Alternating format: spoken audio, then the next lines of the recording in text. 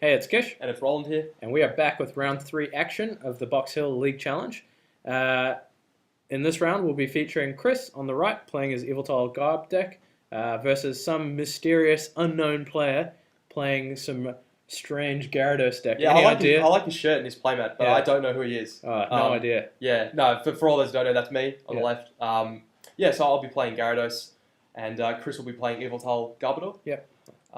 Yeah, so starting off, not sure who's going first. Yeah, we'll just have to wait and see. So, how do you feel about this matchup as a Gyarados player going into the Yveltal Garb Yeah, matchup? it's an interesting matchup because if the decks trade, Mhm. as they sort of should, the Mhm. Gyarados should come out on Yeah. top because Gyarados can do enough damage to one-hit KO anything in Yeah. the Yveltal deck.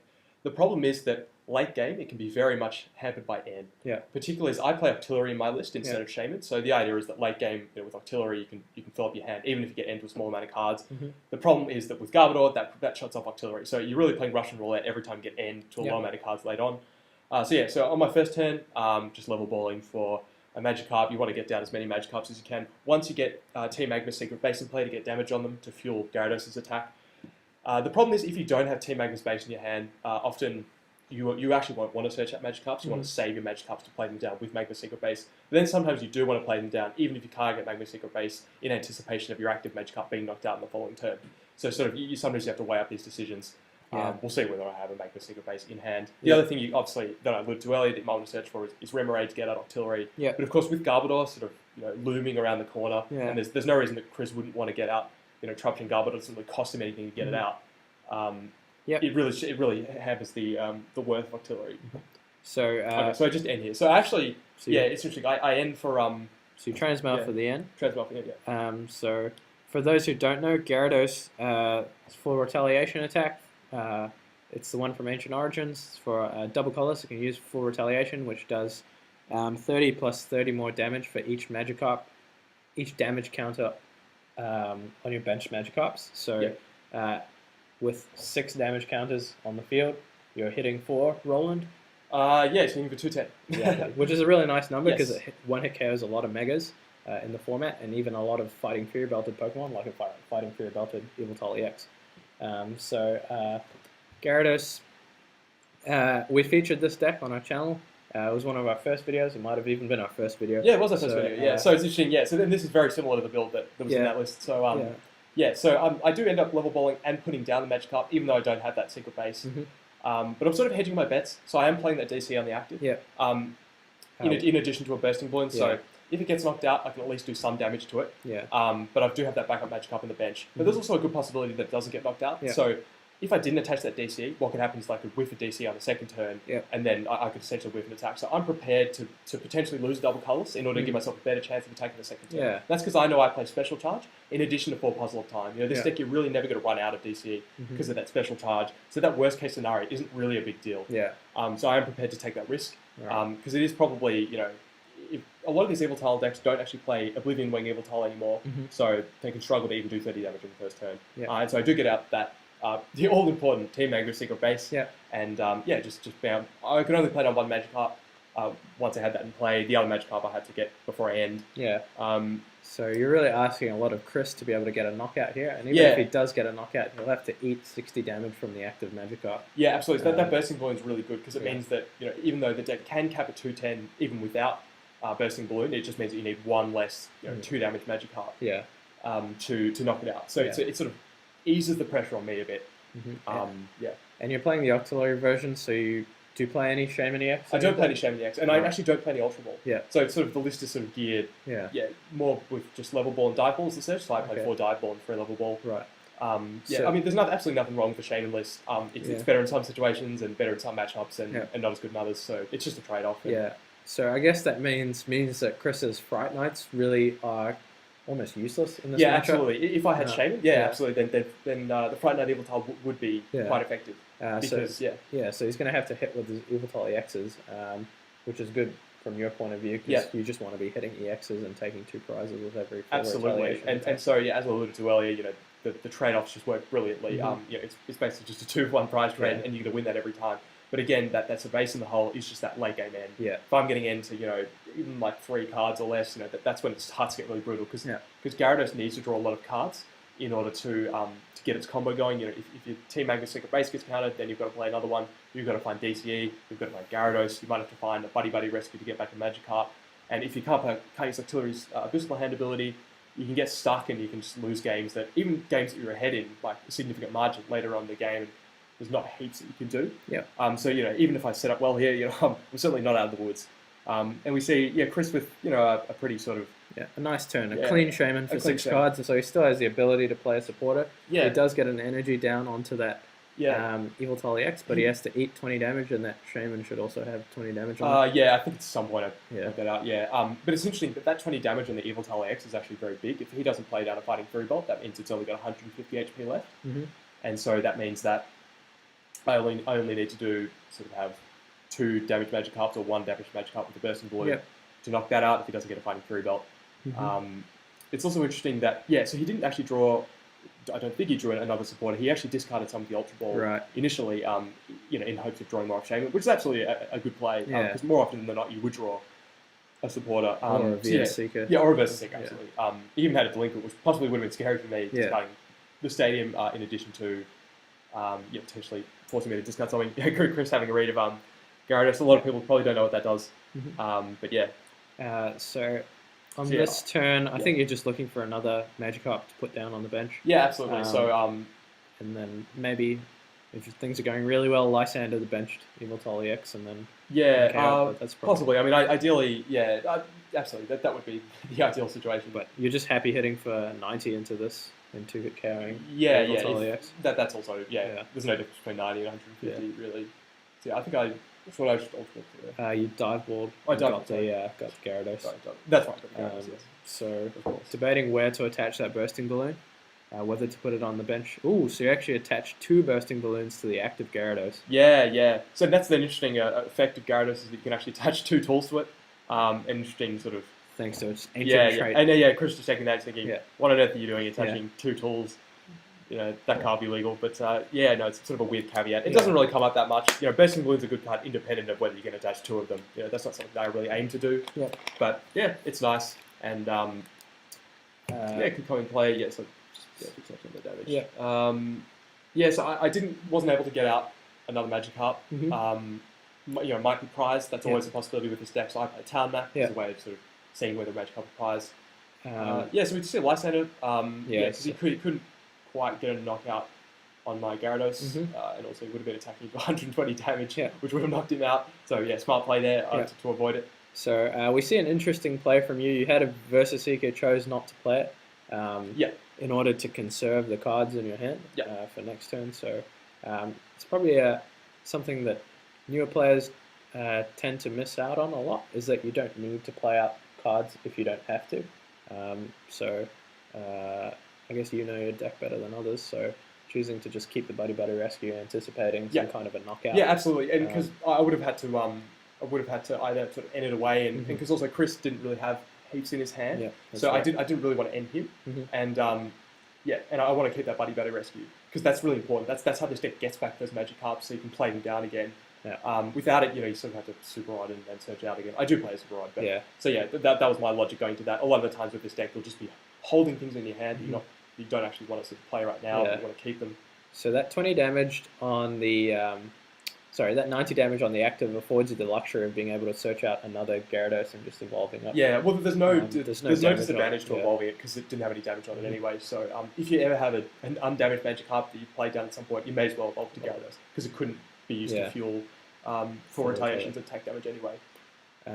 So knock out the active Yveltal, take 2 prizes. So at this point, I'm feeling pretty good. I don't have that Octillery out, which would be nice because he hasn't got a Garbodor, so Chris hasn't got a Garbodor. So I am sort of slightly beholden to N here, but not hugely worried at this point because those undamaged Gyarados are slightly harder to knock out. And I think from Chris's perspective, he really wants to find a Fighting Fury Belt now. Yes, absolutely. And make you find another Magikarp to get the KO. It means that he needs 1 less energy, and it means that I need another Magikarp. So that would be really big for him. But he doesn't. It doesn't appear to have heaps. So unfortunately, he whiffed off that initial Shaman for 6. So he chooses to just Lysander and KO the Magikarp Smite, because that is what's fueling your full retaliation. But you've got another. Got the full Magikarp. So. always good when you have all 4 Magikarp in your deck and none are prized, unless you drew that off the prizes. But yeah, so see a Trainer's Mail here, and Chris is not in the best spot because that active Yveltal is going to go down if you can find one more way to get your Magikarp that was knocked out last turn. Yeah, absolutely. And so I'm Trainer's Mailing for it's Team Aggro Secret Base, which I can't play this turn, but it's an anticipation of the following turn. Yeah. So yeah, because I'm just teammating this turn, which is a really great supporter card in this deck once you've had a Pokemon knocked out on your side. From the previous turn, you can search for any 2 cards that you want. It's a great supporter card, again, because you want to be searching out double colors and stadiums, these cards which you can't can't play more than 4 of, obviously, so you need sort of specific ways of searching them out like this. So I think at this point you're probably in a reasonably comfortable position because you've got the Octillery out. And Chris hasn't got any Trubbish on the field, so there's no Garbodor coming down anytime soon, at least. So and now we see the Buddy Rescue for the other Magikarp, so that Yveltal EX will be going down this turn, and Chris gets the Yveltal EX and benches it straight away off the Buddy. Oh, yes. Which you're not allowed to do. Yeah. So, which I think we recognise that that's actually in his hand. I hope we recognise that at some point. Well, he promotes a Shaman, so so I think nothing would have changed. Although it would have taken the 20 damage from Team Aggro Secret Base. He would have, yeah, that's correct. So I guess that was a different thing. So Buddy Rescue, both players get to take a Pokemon from their discard pile and put it back into their hand. Yeah. Obviously, if we put it straight to the bench, that wouldn't be good at all. Yeah. Because then it means the Magikarp couldn't have 20 damage on it. I hope we realise this at some point. I obviously don't remember this happening, but this is the interesting thing about watching games on camera. Sometimes you pick up weird sort of game state issues that neither player sort of recognises. Exactly. We've seen that in some other games that we film. Yeah. So we do realise that. Yeah. Awesome. Awesome. And then Chris, the end there, which is again not going to be super disruptive purely because Octillery's in play now. Yeah, and this is really what Octillery's built for. I mean, it is lucky in this matchup that Chris wasn't really able to get out the Trubbish and the Garbodor with the tool. Yeah. So I'm not really worried about this end particularly. Yeah, so he really needs to find a Fury Belt on that Yveltal EX. Yes. Otherwise, even if he knocks out the active Gyarados, that's going to go and down. I just need to knock out one more, and that's the game. So does he find it? He needs to also get the Shaman out of the active spot. Yveltal Garbodor usually runs a high count of Floatstone, so not too unlikely that he'll have one. What has he got? He's just trying to decide here. So he really needs to find a Floatstone and a Fury Belt here. Otherwise, there's a Floatstone. And he retreats. Does he have the Fury Belt? No, he doesn't. So he'll just attack and then you'll use full retaliation for game 1. So that's game 1.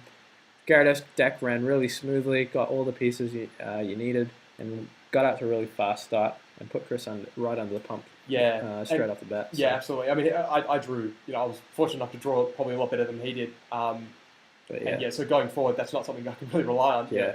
Obviously, Garbodor's a big threat, and not always going to be able to use Octillery to bail me out of those situations later on. Yeah. And obviously, I was able to actually get out some aggression early, and which typically isn't what you see. Usually, Gyarados on the back foot. Yeah, and a little bit unfortunate there. Chris sort of got punished a little bit for discarding his supporters because he wasn't able to draw into any Versus Seeker or other supporter or Trainer's Mail, anything like that. You've got to feel he's a little bit unlucky to have missed all those off a Shaman for 6. Yeah. But that is a risk you take when you discard all your supporters with the Ultra Balls. So from his point of view, I think he'll really want to be getting out that Garbodor as quickly as possible, and also trying to bump the Magma Secret bases so his Yveltals don't take any damage. Absolutely, yeah. Possible. So that 20 damage is, can be really crucial. So I mulligan once there. So let's see what Chris starts with here. But there's no doubt that the Gyarados deck can be prone to dead drawing as well. Yeah, absolutely. Because it just needs so many moving parts. You're not, if you can't get all of them, well, sometimes you can just freak out and not really get much. Yeah. And so here, mulligan again. Just a warning. I do actually mulligan a few more times. That's the problem with this Gyarados deck as well. I'm only playing 6 bases, so I'm playing 4 Magikarp, 1 Remoraid, and 1 Mr. Mime, actually, which isn't particularly useful in this matchup, but it's more things like Galvantula. Yeah. So with 6, you can mulligan quite a lot. Honestly, you've got less than a 50% chance. If you run the math, you've got less than a 50% chance of mulliganing each time. So mulliganing heaps is still unlucky, but it is more likely than with other decks. Right. I will say that. So not much to say here other than that. Playmat's looking pretty good. Unfortunately, my playmat's a lot smaller than his is. It's the old Ultra Ball mat. Mats were a bit smaller back in the day, I guess, than they are now. It's the power creep. The mats are getting a lot bigger. Yeah, they're getting bigger and stronger, and they got to take into account Skyfield as well. Yeah, Skyfield. Yeah, absolutely. Yeah, there's no way I can fit 8 bench Pokemon on mine. Yeah. So we'll see what Chris can do in this game. I really think with his first Ultra Ball, he almost has to find a Trubbish just to get it into play quickly. But then again, if he whiffs an attacker, could be bad. So that's the thing, because it could be easy to say, okay, just get out Garbodor. Well, but sometimes you're facing off the decision between. So he actually starts with the devil. So the decision's made for him. So that's actually probably his best starter, I would think, because he knows you're not going to be attacking on the first turn of the game anyway. So he's got a couple of turns to find a float stone to retreat that. And he can put his Yveltal EXs down on the bench and start max elixiring and things. Absolutely. So much better start from Chris. And he's able to even get out a second Trubbish. Yeah, and the 4 mulligans is probably going to help him as well. So he's got an Ultra Ball, just deciding what to discard. No doubt will be going for an Yveltal EX because he has a max elixir in hand. So you might as well get that so you can play it out. So he discards an N and a Sycamore. So he'll have access to those throughout the game thanks to Versus Seeker. So much better start from his point of view. And I'm not sure what's in your hand, Roland. No, and because I'm facing the cards away from the camera, it's a mystery to everyone, and unfortunately I can't quite remember. So disappointing. Very, I know. Poor awareness from you, I think. All right. So we see. Okay. So he hits the max I've elixir. got some supporters. So there's that. And Lysander, Buddy DC, I think. So he hits the max elixir, which is pretty nice for him. So from a math point of view, in order to one-hit KO a Gyarados, he'll need to hit probably 110 because most of your Magikarps will have 20 damage on them. It's at the start of the game, because often you can get down a Magikarp without having to use Secret Base or getting it down before you play it, either of your own volition or not. That can make Yveltal have to have another energy. If you do have only 110 HP left, then Yveltal with Fighting Fury Bolt, so they only need 2. So he's got a big Yveltal out straight away. Yeah, that's huge. That's so he's got 3 massive. energy down, 4 if you count DTS on the first turn, so it's looking pretty scary. Yeah. Handy and didn't even need to play supported. So really, the only thing he could want now is maybe a float stone for the Trubbish or a Fighting Fury Belt for the Yveltal EX. Because as we said, you're not going to be doing anything on the first turn, so he's almost going to go up 1 prize regardless. I mean, even the Fighting Fury Bolt on the Yveltal is actually probably not very important at this point. It's not going to save him from any particular damage because he didn't get damage from Secret Base. And it's got enough energy to get enough. And otherwise, it's interesting that even with Gyarados 110 HP, fortunately, Yveltal can't use Y Cycle to knock it out, even with a Fighting Fury Bolt. So you do at least force him to Evil Ball, so that's nice. But again, the deck isn't aiming to run them out of energy, or it's just taking 2 prizes as opposed to their 1, and that math just works out. Here, I have absolutely nothing, and so this is my favourite desperation play. It's playing Puzzle of Time to rearrange the top 3 cards of your deck when you have absolutely nothing. And I have to pass. So if Chris finds a float stone here, this is going to be a very quick game too. Or a double colours. Or a double colours. Yeah. My days are probably numbered at this point. That Magikarp not putting up a huge fight. No, weak. So Chris points the Parallel City towards you, reducing Gyarados' damage by 20. He is debating what to do. Yeah, he's probably just trying to thin his cards out. Does he attach an energy from his hand, meaning that he can't then play the double cost on the active, but then he would draw more off setup, so it's like, what's optimal for him? So he's got a Sycamore in hand, which is pretty nice. That's more or less the ultimate supporter when you're just looking for one particular card that's not Scarlet, obviously. And I just point out that he's actually parallel city himself to 3 bench Pokemon, so he can't play that. So good spot. So we'll see what he decides to do here. He just Sycamores, so he has to force to discard that other Yveltal EX, which is a bit unfortunate. Because the Yveltal deck doesn't run too many, maybe 2 to 3. Yveltal EX purely because Fright Night usually puts in most of the work.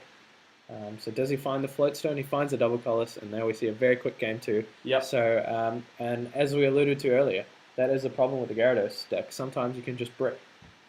For all its strength, it does have weaknesses as well. So Yeah, and I think the thing is also, if you don't draw as well as you'd like, mm-hmm. I think that impacts the deck worse. I think in terms of just dead drawing versus not dead drawing, it's actually probably pretty similar to most decks. Yeah. The thing is that if you're, let's just say we both dead draw, let's just say the Gyarados deck dead draws and the Yveltal deck dead draws, the Yveltal deck's going to win because it doesn't need as much. Yeah. You can dead draw and you can still get Yveltal, DCE, Dark, and even if that's all you have, you can at least do some damage. Yeah. You've got decent HP.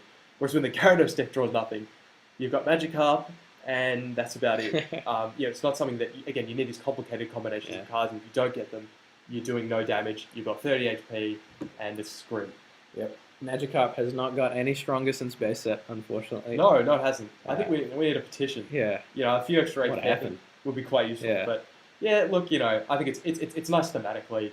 Everything has changed in the game except, one thing stays the same. Magikarp always has 30 HP. Absolutely. That will never ever change. I really hope they haven't created a Magikarp with 40 HP. But yeah, so I think even the evolutions Magikarp has 30 HP. Yes. Or it might have 40. Possibly. I'm not sure. Might have broken the chain. Yeah. Anyway. Yeah. All right, so you'll be going first this game, which is again huge because then you can get down the Magma Secret Base first before Chris has any chance to bench any Pokemon. So yeah. And so we see Chris Mulligan, so I suppose, an extra card is always good for Gyarados. I think it gets sort of more utility out of an extra card than say, Yveltal will, because again, you just need lots and lots of cards. If both decks draw how they would like to, Gyarados is probably going to come out on top. Is that a Pokemon Ranger, I see? Yeah, so I do play Pokemon Ranger. Okay. Going to be absolutely useless in this matchup, but it is useful against a few things, namely Giratina, Glaceon EX. So do you think the Pokemon Ranger changes the Giratina matchup significantly enough for it to be included? Oh, yeah, look, I think it is a tough one. I think it changes it from... I was able to win one round, actually, just anecdotally quickly, in Swiss, purely due to that Pokemon Ranger. Right. It was a Giratina deck. Okay. So, yeah, I think it does. I think it changes it from being very, very unfavourable to still unfavourable, but winnable. And I think it's ultimately worth salvaging, I think. Yeah. I think it is meaningful, that change in, terrible to slightly unfavourable, but not terribly so. And also having an out to Glaceon is really good as well. Yeah. And I guess Gyarados does have a fair bit of space in it. Yeah, it does. And that's the thing about the deck. Despite the fact that you need a lot of cards to get the combo going, you find the deck's actually doesn't really want much for space. Yeah. Because you only need 4 energy and you have a very slim Pokemon line. Yeah. So it can fit in a lot. So yeah, I play that Pokemon Ranger almost because the opportunity cost isn't very high in this deck. So unfortunately for Chris, he's giving you 3 more cards. Yeah. Which is really not what you want to do against a Gyarados deck. Yeah. Especially if the Gyarados deck is going first, so you have no opportunity to end those cards. Yeah, exactly. Away, it doesn't matter. I suppose that's the saving grace with mulliganing a lot of the times is, well, if you can end. Yeah. But he's not going to be able to before I can play cards down. It just increases the chance that I'm going to get Magma Secret Base, Magikarp, and get that setup that I want. Mulligans again. So yeah, that's one of the main themes of this series that we play is the mulligans. Short games but long mulligan series. I think we spend more time mulliganing than actually playing. Yeah. If you count that up, that's probably about right. So we'll see if Chris can draw a basic this time. No doubt he'll not be too happy about mulliganing 4 times. No, and his deck plays many more basics than mine does. I mean, Yveltal Garby, you can think about it, you think you're playing, well, at least 2 Trubbish, 2, 3 Yveltal EX, 2 Fright Night, 2 Free Shaman, maybe some other basics as well, like to mulligan 4 times in a row is incredibly unlikely. Alright, so we do see a basic finally from Chris, and we see you draw 4 cards, 4 very good cards. Yeah, absolutely, yeah. So I do draw that Magma Secret Base. Yeah, Magma Secret Base and secret another source Magikarp. that makes the deck work. And even a dive ball, yeah. So you'll be getting all your Magikarps down if you want. Yeah, so our Mayas are lighting up at this point. Thinking it's Christmas coming early. So just searching to see what's prized. Yeah, and so Chris starts with Fright Night. Yeah, and so that's actually good for me to see, and because I think one of the one of the sort of things you're concerned about in the first turn with this deck is how am I going to play such that there's a risk that my Magikarp's going to get knocked down in the first turn. Most decks don't have to worry about that. If you're playing Yveltal Guard, for instance, you're not really worried about your opponent getting a knockdown on their first turn. Gyarados is a deck where you have to sort of play in that way. Yeah. But with starting with Fright Night, what that actually means is that he can't play a Float Stone on it to retreat it for free. So it's actually going to be tough for him to get that out of the active spot and attack with something that he's max elixir to on the bench. So he couldn't say Float Stone, played on Yveltal EX, played on DCE, max elixir Dark, because he can't retreat for free with Float Stone. So yeah, I'm feeling good about the situation. Yeah. He started with probably the best card for me, for him to start with. Yeah. And just using Trader's Mail, Dive Ball, all these cards, just trying to get all my magic so cards. you'll have the full setup on your first turn. You probably even have access to a Remunerator, I would think. That's given that I think you've got all three in hand. Yeah. So there we see the full quotient of magic the cards army come down. They have a combined 120 HP. That's how scary they are. They're even less than that one. Less. Well, combined HP of 50 now. Yeah, exactly. After all those damage counters. So 60 actually. 60 apologies for math. So then I just end. pretty much can't really ask for anything much more on your first turn. No. So hopefully, off this end, I'm just going to be looking for support for next turn. Ideally, double colors. Gyarados for next turn. Yeah. Possibly even a Remoraid. Maybe if I can even just get a few turns out of using Octillery before I can shut off my Garb. Yeah. That's still a good trade-off. Yeah. Octillery not as good early on in the game because Octillery. My deck doesn't actually play heaps of birdable cards because I don't play cards like Ultra Ball and stuff. So it is more sort of a buffer against end than it is sort of a pure draw sort of thing. And then we see a Dive Ball. Yeah, so going for a Remoraid. Well, I go for Remoraid. I think I might go for Gyarados. I think you got a Gyarados in hand. Oh, I've got a Gyarados in hand, yeah. So just going for the Remoraid here. And from Chris's point of view, he needs to get that Fright Night out of the active and hopefully get an attack off. So it'd be interesting to see if he plays Escape Rope. Yeah, exactly. And whether he can draw into it or not. And that's one of the reasons I also played down Remoraid is say if he does play Escape Rope, I can then set up Remoraid to get knocked out instead of Magikarp that I want to preserve. So he just is forced to attach the DCE to the active and pass. So Gyarados double colors, this game's over. So I've got a decision in my hand. I believe, if I recall correctly, I think I have an end. Yeah. So I have the ability to win this game this turn, but then I also have the ability to end it and have him draw more cards. But I think it's more favourable for you. It is absolutely. If we continue with the stalemate and do nothing, it's going to be more likely that he draws out of it, or he has a dark and he can start attacking. So there's no reason not to play this end right now. And Octillery will also give you access to more cards. Absolutely. So you've got a few outs here. The odds are in my favour, but it's good to just try and make the sort of the chance factor happen right now. Exactly. The longer I wait, sort of the worse it gets. What are the odds I'm just going to top deck into a DC? It's much better to play the end out. Yeah. So Chris really not able to get anything. Just really unfortunate for him. Really bad start. Yeah. Just currently attached to the active. So we'll see how good Chris's cutting skills are here. Yeah. Does he cut away the double colors? Yeah. Does he cut me away from the? Let's see. There we go. And there's the double colors. Pretty poor series. Yeah. So it was really just pile shuffling the game. I think that was really. What that was. And the mulligans were quite telling as well. Yeah, absolutely. Both games where the player mulliganed and gave their opponent extra 3-4 cards. Yeah. Both players lost. So and that's the thing with Pokemon. Sometimes you play some fantastic series and you go, this is great. Why don't I play this game more often? Yeah. And then sometimes you play series like this and it's like, well, that's the thing with playing a chance game. Sometimes you don't draw. Exactly. That's a variance. So unfortunate from Chris's point of view. Congratulations to you for winning this game, Roland. Cheers. I think at the very least we showed off the power of the Gyarados deck, just how good it can be. Yeah. Because it was hitting for a lot of damage very fast, so that would put any deck under pressure. So thanks for tuning in, guys. Please hit that subscribe button, like the video if you liked it. We always appreciate feedback in the comment section. So we'll see you in round 4. Cheers.